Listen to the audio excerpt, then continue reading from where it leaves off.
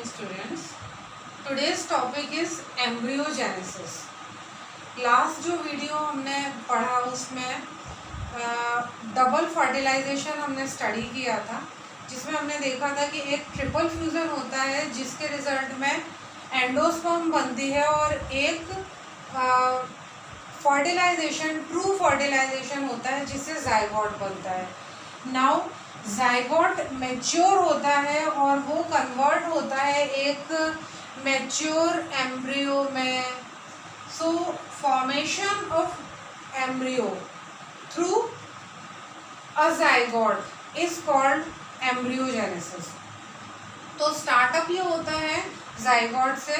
Zygote is also called oospore. oospore में सबसे पहले एक ट्रांसवर्स डिवीजन होता है. डिवीजन दो टाइप से हो सकते हैं.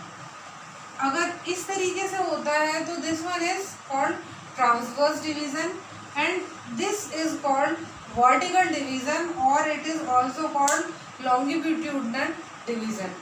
तो सबसे पहले इसमें एक ट्रांसवर्स डिवीजन हुआ. ये ट्रांसवर्स डिवीजन इक्वल नहीं होता है. एक बड़ा सेल बनता है और एक छोटा सेल बनता है. जो बड़ा सेल होता है that is called basal cell because वो एक ओव्यूल के बेस पार्ट में सिचुएटेड होता है और it is also called suspensor cell.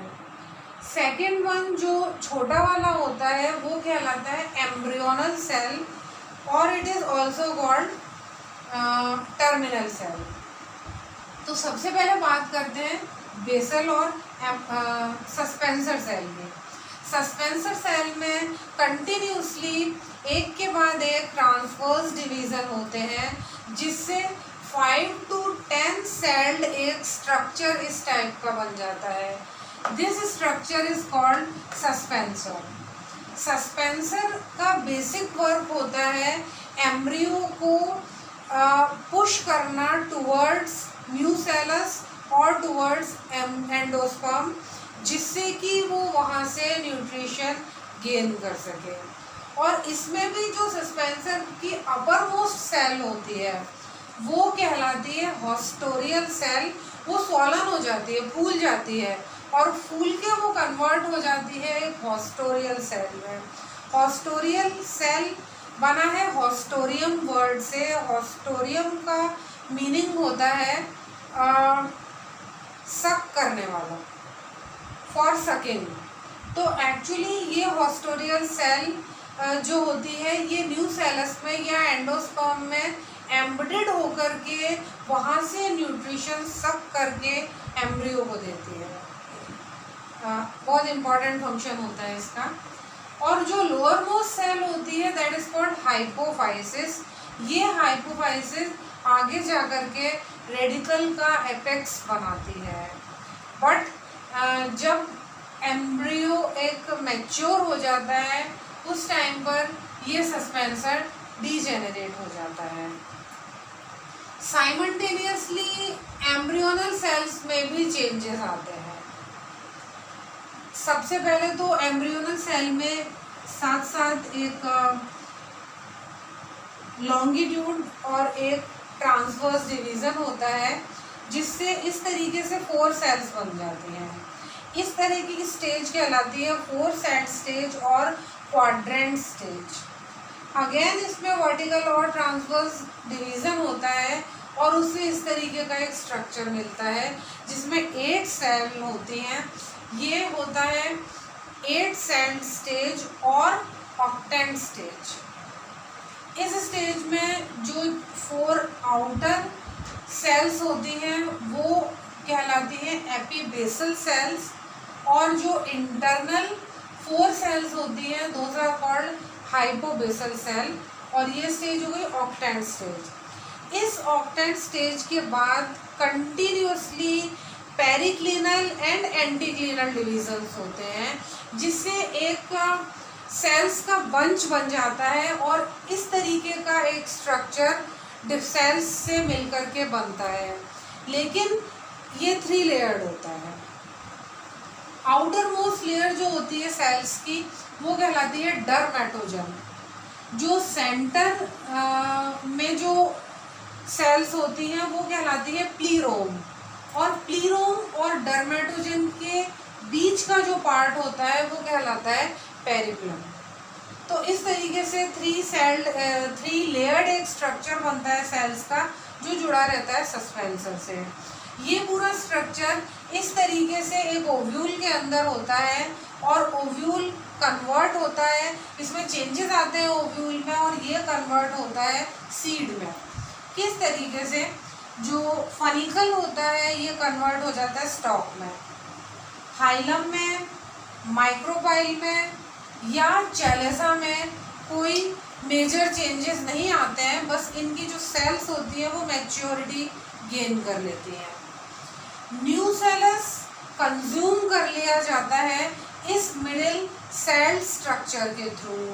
ये स्ट्रक्चर जो होता है ये कॉटिलेडोन बनाता है, और कॉटिलेडोन के दो पार्ट्स होते हैं। ये अपर पार्ट होता है प्लम्यूल, और लोअर पार्ट होता है रेडिकल, जो जुड़ा हुआ है सस्पेंसर से। ये प्लम्यूल और रेडिकल दोनों ही 3 लेयर्ड होते हैं, जो हम अभी पढ़ा हमने, डर्मेटोजन, पेरिप्लम एंड प्लीरोम। इसके अलावा इंटेग्यूमेंट्स कन्वर्ट होते हैं। इंटेग्यूमेंट्स में जो आउटर इंटेग्यूमेंट होती है वो एक हार्ड लेयर में कन्वर्ट हो जाती है, हार्ड कवरिंग में कन्वर्ट होती है, दैट इज कॉल्ड टेस्टा। और जो इनर इंटेग्यूमेंट होती है वो थोड़ी कंपैरेटिवली सॉफ्ट लेयर बनाती है, दैट इज कॉल्ड टेगमेन। और टेस्टा और टेगमेन दोनों मिलकर के सीड कोट बनाते हैं। इस तरीके से एक सीड बनता है। ये सीड जो होता है एक्चुअली ये वाला पार्ट पूरा एंडोस्पर्म ले लेती है न्यू सेल्स की जगह, और इस एंडोस्पर्म के बेस पर ही seeds can be divide into 2 types. पहला जो टाइप होता है उसमें ये पूरी एंडोस्पर्म प्लांट बनने से पहले ही, यानी during the time of growing of an embryo consume कर ली जाती है। इस तरीके के सीड्स को कहते हैं नॉन एंडोस्पर्मिक सीड्स, जो कि जनरली डाइकॉट्स में होते हैं। दूसरे टाइप के होते हैं कि जिनमें होती है ये एंडोस्पर्म, पूरी एंडोस्पर्म कंज्यूम नहीं की जाती है। इस टाइप के सीड्स कहलाते हैं एंडोस्पर्मिक सीड्स। और ऑल्सो जो जिनमें मोस्टली मोनोकॉट्स में इस टाइप के सीड्स होते हैं। अब ये सीड्स का कौन सा पार्ट किस में कन्वर्ट होता है आगे जाके प्लांट बनने के टाइम पर? प्लम्यूल से ग्रो करता है शूट पार्ट, रेडिकल से ग्रो करता है रूट पार्ट, डर्मेटोजन से बनता है प्लांट की outer covering means epidermis, hypodermis, पेरिबेलम से बनता है मिड पार्ट मींस कॉर्टेक्स, और प्लीरोम बनाता है vascular bundles means xylem and phloem.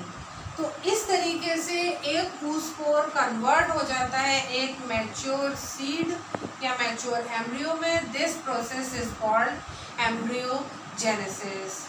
Thank you.